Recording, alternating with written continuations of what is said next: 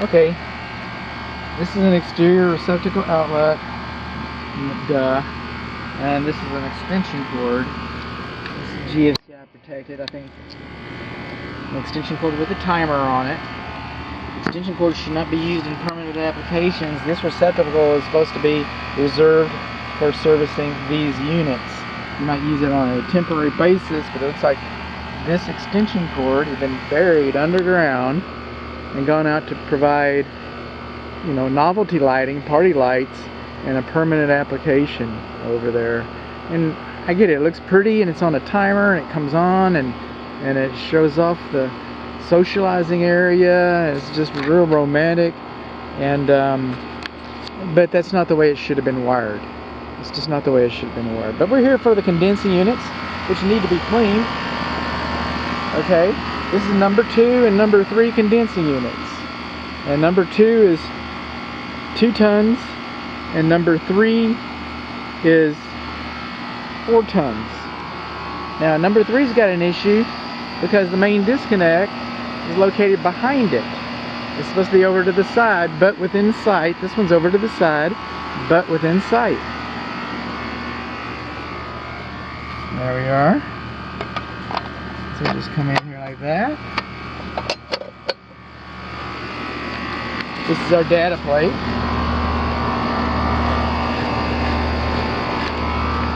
Now, the refrigerant piping coming out here, this insulation, this old cloth tape, you think that the sun's gonna rot that and cause it to crack, come apart? I do. You can see how it is.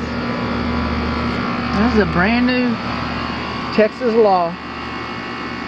2015, they decided this was illegal to use that insulation on the exterior for our refrigerant low pressure piping. We're supposed to have much more robust cover than that. But, you know, it was only, what, 9 years ago? Yeah, only 9 years ago. But sometimes it takes a little time for the builders to catch up, I guess. But that's number 2 and number 3, and I'm sure it's going to be on number 1. I'm coming across here. And this disconnect is not supposed to be located behind it. Right? You shouldn't have to reach over like I'm doing to turn the power on and off. If sparks were coming out of this and all that was going on, we'd have a real issue there. Now, this equipment is engineered to last 20 years. Engineered on paper to last 20 years.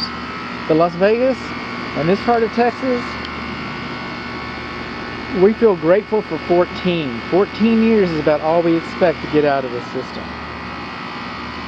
Now, these systems, both of these systems, rely on R410A refrigerant, which is an obsolete refrigerant.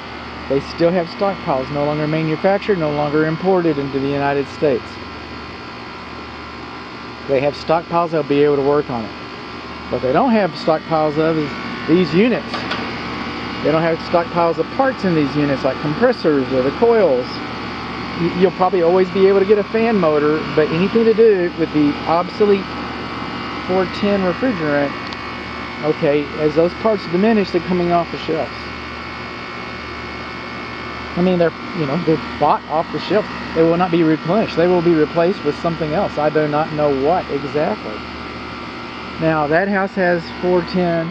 That house has 410. I'm not sure about that church. That house has 410.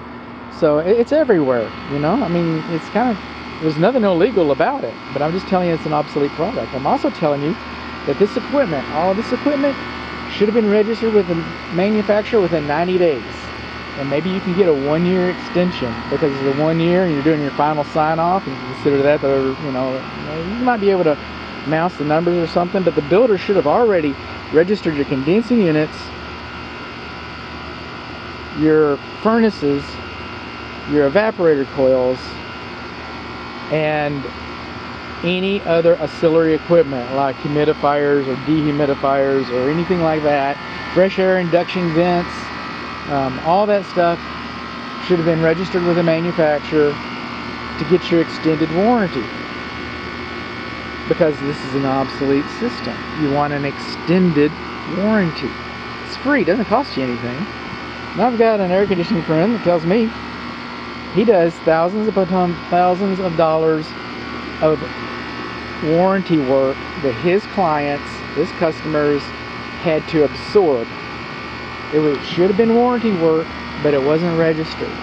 He gets paid regardless. So he kind of feels bad that people are reaching into their pockets when the manufacturer might have given them some help. So there's a lot of incentive to register this stuff. It just is. And we're over here, by the way, we're over here on the west side of the house. We got our gas meter. It's coming in over here on the west side of the house. Our swimming pool equipment and our Genetron, or whatever it's called, Generac. Okay, this is beyond the scope of the inspection. Alright, this is beyond the scope of the inspection. But I'm just, here to show you where it is and what it's doing and what do we got.